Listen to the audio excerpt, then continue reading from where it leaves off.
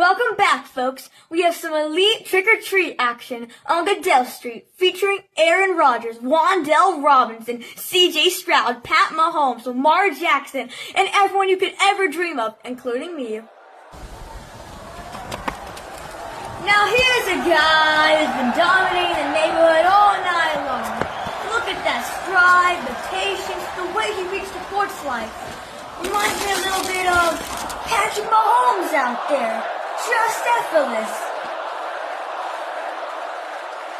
Oh, Jim, I don't know if that candy train was a good deal. You're giving up a Kit Kat for 2 Starbursts?